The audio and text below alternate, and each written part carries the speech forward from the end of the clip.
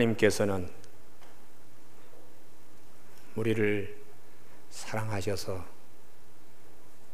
가장 귀한 사랑을 우리에게 주셨어요. 자기가 죽는 것보다 자기 아들을 죽음의 자리에 내어준다는 것은 그 이상의 아버지의 사랑이 사실 없습니다. 오늘 우리 교우들 가운데 이 하나님의 크신 사랑 안에 다 거하는 깨닫는 축복이 있기를 바랍니다. 우리나라 6.25 전쟁 때 참여한 미국의 한 용사가 있었는데요, 이분이 실버스타인이라고 하는 분이신데, 이분은 미국의 유명한 아동문학가고 그리고 음악가입니다. 원래 어릴 때부터 소년 시절에 야구 선수가 되는 게 꿈이었는데, 야구 선수가 되는데 자기가 운동에 소질이 없다는 것을 일찍 깨닫고는 운동 선수 되는 걸 포기를 했습니다. 그리고 그림과 음악에 관심을 가지고 했는데, 우리 한국 6.25 전쟁에 참전한 후에 시카고에 있는 잡지사에 시사 만화가로 이렇게 취직이 되었어요. 시사 만화가의 그 수입이라는 것이 빤하잖아요. 생계가 아주 참 어려웠는데 한 좋은 분을 만나게 되었습니다. 우리가 미국의 그 소책자 가운데 아주 포켓판, 아주 작은 이 포켓판에 하퍼 앤 로우라는 출판사가 있는데요, 이 출판사의 아동 부분 편집장애인 이 노스트람이라고 하는 여사를 만났습니다. 이 여사에게 한마디 충고가 이분의 삶을 달리 결정시켰어요. 이 부인이 실버스타인에게 한 말합니다. 내가 선생님을 볼 때에 그 만화 재능하고 이런 것을 여러 가지 볼 때에 당신은 아동문학에 탁월한 재능을 가지고 있는 것 같습니다. 이 한마디 말을 누가 일러주지 않았더라면 그분은 계속해서 시사만화가로 끝났을 거예요. 그런데 이 여사, 이 부인의 한마디가 이 실버스타인의 삶을 완전히 바꾸어 놓았습니다. 그가 쓴 대표적인 아동문학 작품 가운데서 나무에 관한 동화가 많은데요, 그 중에 하나가 이렇습니다. 옛날 나무 한 그루가 있었다. 이 나무를 사랑하는 소년이 있었는데, 소년은 나뭇잎을 따서 엮어서 왕관으로 만들어 왕자처럼 놀기도 하고, 나뭇가지에 줄을 메어서 그네를 타기도 하고, 어떨 때는 그 나무 뒤에 숨어서 나무와 숨바꼭질을 하기도 했고, 나무의 열매 사과가 열리면 사과를 따 먹기도 하고, 나무 그늘에서 단잠을 자기도 했습니다. 시간이 흐르고 세월이 흐르니까 소년도 나이가 들었습니다. 그리고 바쁜 시간이 찾아왔습니다. 나무와 함께하는 시간이 적었습니다. 뜸합니다. 그러던 어느 날 소년이 나무를 찾아와서 돈을 벌고 싶으니 돈을 좀 달라고. 나무는 소년에게 말합니다. 돈은 없지만 나에게는 사과가 있어. 그것을 팔아서 돈을 만들라고. 그래서 사과를 쥐었다 버리고, 그리고 그 딴 사과를 자루에 넣고 길을 떠납니다. 그리고는 한동안 나타나지 않습니다. 그리고 많은 시간이 지난 후에 어느 날 소년은 나무를 찾아와서 가족들을 위해서 집이 필요하다고 말했습니다. 나무는 말합니다. 자기 가지를 베어 그 가지들을 가지고 집을 지으라고요. 얼마 후에 소년이 다시 찾아왔습니다. 먼 곳으로 가는데 배 한 척이 필요하다고. 그러자 나무는 이렇게 말했습니다. 내 이 몸통을 잘라서 배를 만들라. 소년은 그 몸통을 잘라서 배를 만들고 배를 타고 멀리 떠났습니다. 그리고 아주 오랜 세월이 지났습니다. 이미 소년은 노인이 되어버렸습니다. 그리고는 그 나무에게 찾아와서 아무 얘기하지 못하고 굽어진 등으로 나무를 보니까 나무가 하는 말이, 내게 남은 것이라곤 이 밑둥치밖에 없어. 자, 이리 와서 앉게. 그리고 조용히 쉬지. 늙어버린 소년은 나무가 시키는 대로 그 나무 밑둥치에 앉았습니다. 그러나 나무는 너무 행복했다고요. 이 동화는 실버스타인이 1964년 출간한 아낌없이 주는 나무라는 동화의 내용입니다. 사랑은 받는 것이 아닙니다. 사랑은 아낌없이 주는 것입니다. 하나님께서는 우리를 사랑하셔서 독생자 예수 그리스도를 우리에게 주셨습니다. 자기 아들을 아끼지 아니하시고 우리 모든 사람을 위하여 내어주시니가 어찌 그 아들과 함께 우리에게 좋은 것을 주시지 않겠느냐, 이렇게 로마서 8장 32절에서 말씀하고 있습니다. 오늘 그 하나님께서 예수님과 베드로의 주고받은 대화를 통하여 우리에게도 말씀하고 계십니다. 예수님께서 제자들에게 말합니다. 세상 사람들이 나를 누구라고 하느냐? 이렇게 말합니다. 저렇게 말합니다. 그러면 너희는 나를 누구라고 하느냐? 이렇게. 그럴 때에 열심히 남보다 특심인 베드로가 나서서 당신은 그리스도시요, 우리 말은 주는 그리스도시요 했는데 헬라어 원문은 대문자의 수라고 되어 있어요. 당신은 선생님, 주님, 당신은 그리스도시요 하나님의 아들이십니다. 기름 부음 받은 메시아, 왕이요 제사장이요 선지자에게만 있는 이 기름 부음 받은 메시아, 참 인간 완전한 그분이 와서 우리를 해방시키실 그분뿐만 아니라 살아계신 하나님의 아들이시라고요. 여러분, 이게 아주 대단한 고백이거든요. 주님이 그냥 깜짝 놀랐어요.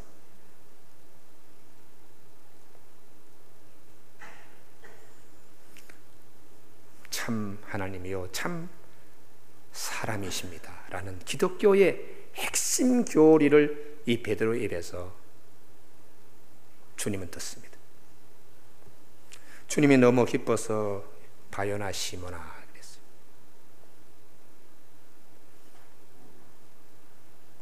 요나의 아들 시몬, 갈릴리 어부였어요. 당시에 그는 학교 공부도 제대로 못했던 어부였습니다.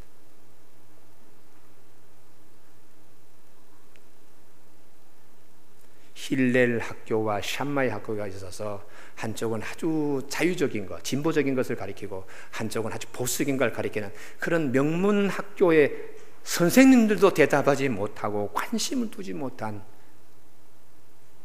그 주님을 베드로는 아주 간단하게 우리 기독교의 핵심 교리인 주는 그리스도시요 살아계신 하나님의 아들이라고 고백을 한 것입니다. 그래서 주님께서 네가 참 복이 있다, 이 복이 무엇인가 하는 것입니다. 그 다음 하시는 말씀이 이는 알게 한 이는 혈육이 아니요, 거기 우리말은 번역이 안 됐습니다. 원문은 내가 복이 있다, 왜냐하면 이를 내게 알게 한 이는 혈육이 아니요 하늘에 계신 내 아버지시라.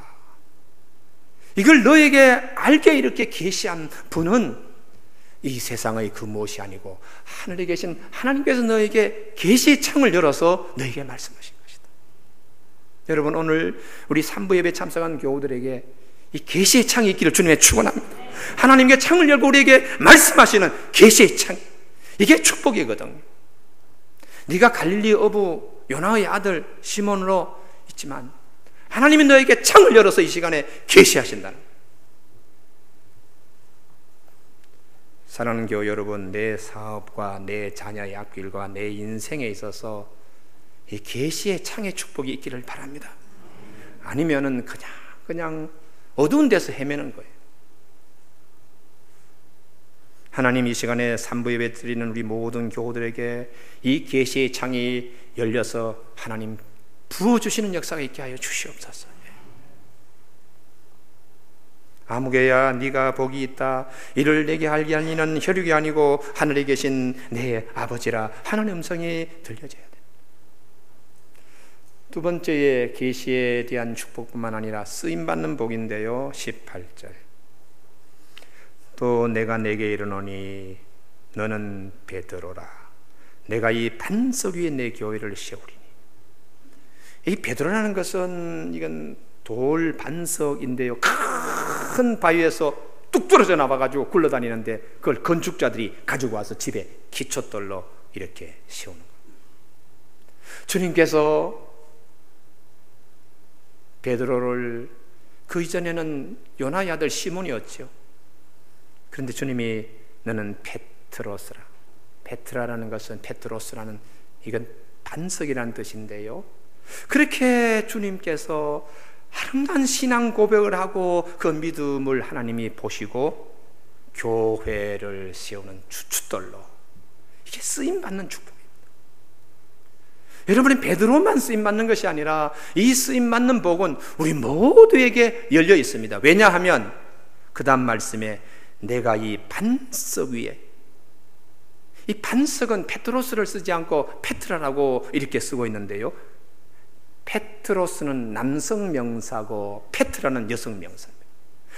하나님께서 조금 전에는 베드로에게 너는 베드로스라, 너는 베드로라 이렇게 남성 명사를 쓰시고 금방 돌아서 주님께서 여성 명사를 가져와서 이 반석 위에, 이 페트라 위에 교회를 세운다. 이 말씀은 전유물이 베드로에게만 전유물이 아니고, 할렐루야, 하나님 앞에 쓰임받는 축복은 베드로에게만 전유물이 아니고 우리 모두에게, 남자든 여자이든 할렐루야, 모두에게 열려 있습니다. 예수님께서 교회를 얼마나 사랑하시는지 반석, 여성 명사를 써서 신부처럼 대하고, 당신은 신랑이 되어서 정말 교회를 사랑하시는 그 사랑이 이 말씀 속에 있어요. 그래서 내가 교회의 한 일꾼이 되고 어떤 한 가지 일을 한다는 것은 대단한 축복입니다. 할렐루야. 예. 노름꾼이 30분 보내는 화투장 앞에서의 30분, 앰뷸런스 운전기사가 시간을 다투는 응급 환자를 싣고 달리는 30분은 산수적, 수학적으로는 같은 30분이지만 가치는 하늘과 땅 차이. 노름꾼의 손에 들어있는 10만 원, 지금 피를 받아야 되는, 수혈하기 위하여 기다리는 환자에게 피값으로 10만 원을 주는 10만 원. 수학적, 산수적으로는 똑같을지 모르지만 가치는 하늘과 땅 차이. 그 10만 원이 어떻게 쓰이는가? 하늘과 땅 차이죠. 내 삶이 하나님 앞에 쓰임받는 삶, 대단히 큰 축복입니다. 모세의 40년 바로의 궁궐에서 남부러운 것 없이 살았어요. 그러다가 40에서 80세까지 광야를 헤매었다가 80에서 120세까지는 바로의 궁궐에서 살았던 것과 전혀 다른 삶을 사는데요, 쓰임받는 축복입니다. 모세의 삶 가운데 3분의 1, 3분의 1, 3분의 1 가운데 제일 마지막이 하나님 앞에 쓰임받는 삶이기 때문에 귀한 것입니다. 우리 교우들 가운데서 하나님 앞에 쓰임받는 복이 넘치길 바랍니다. 이 쓰임받는 복은 아주 귀한 것입니다. 우리 가슴에 우리 자녀들 다 마음에 품고 있죠.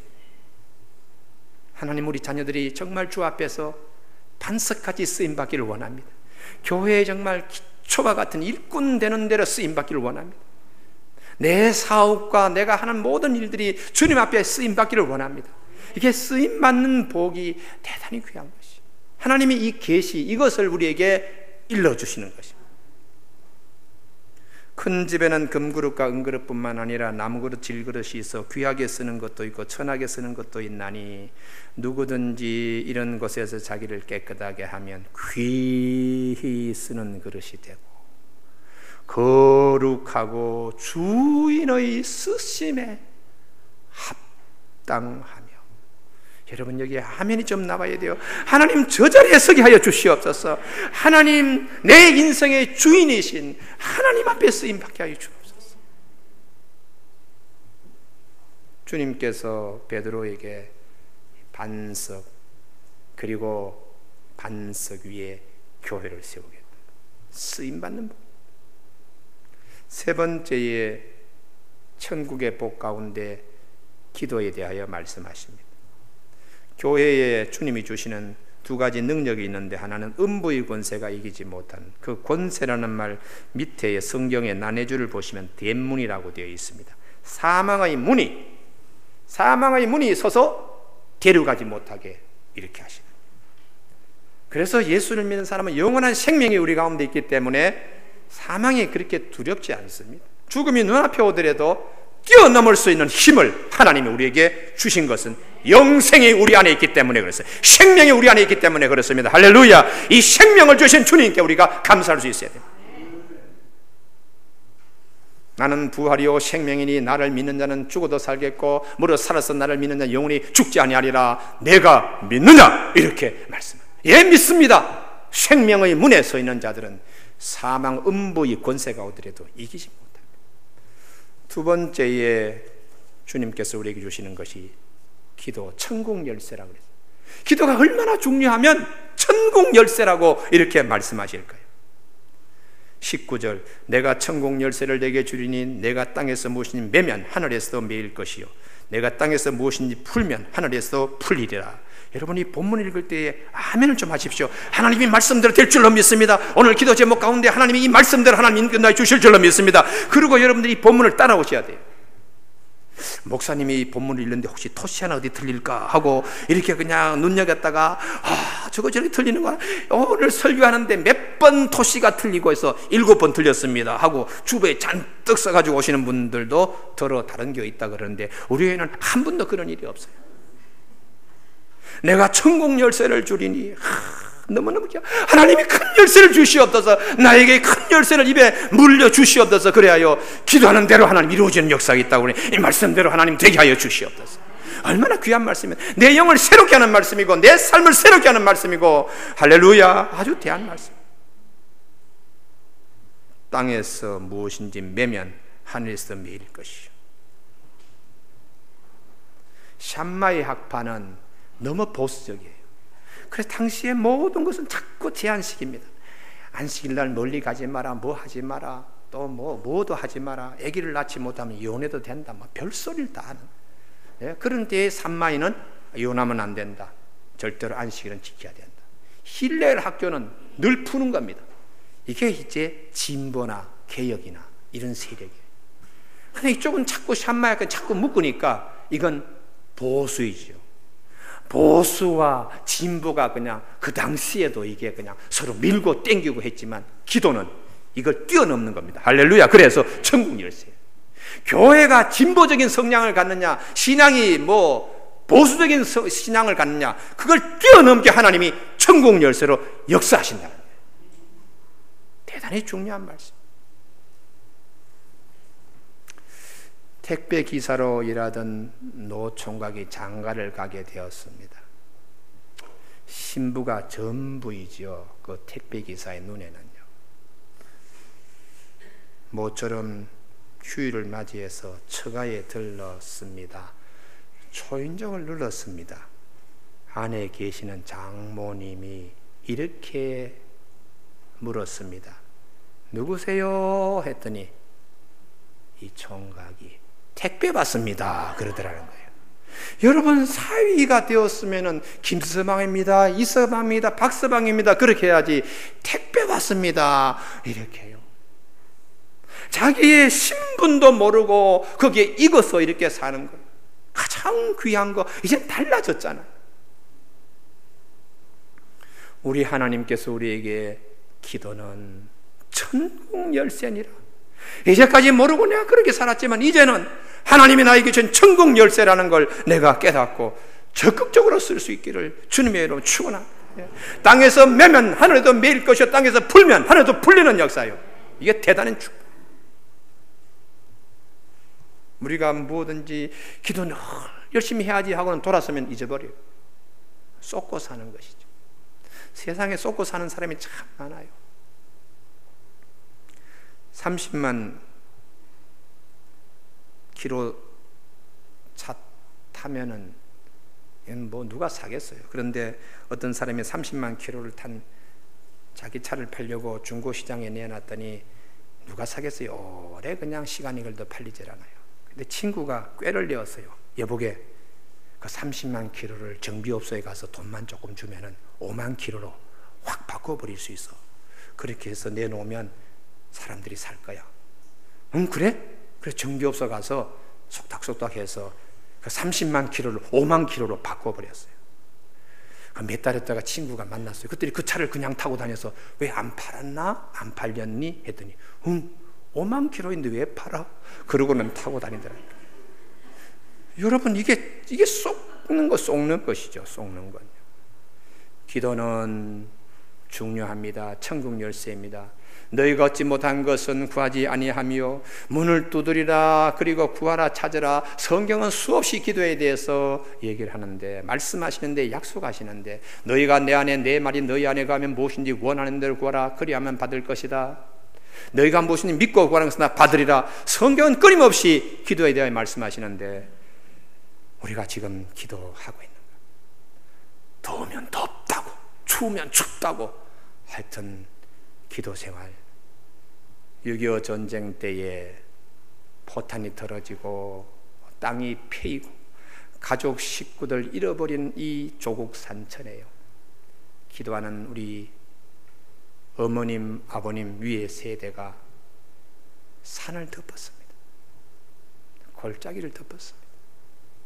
국가적인 어려움이 있을 때에 눈물로 기도한 그 눈물이 강을 이루었던 이 나라, 이 강산입니다. 60여 년이 지났습니다.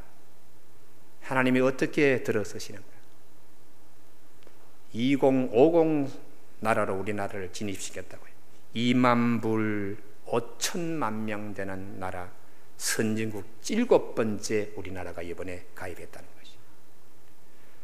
6.25 전쟁 때에 참 헐벗고 굶주리고 그랬던 이 땅인데 기도한 우리 어르신네들이 계셨기 때문에 그 기도가 딴 데 가지 않습니다.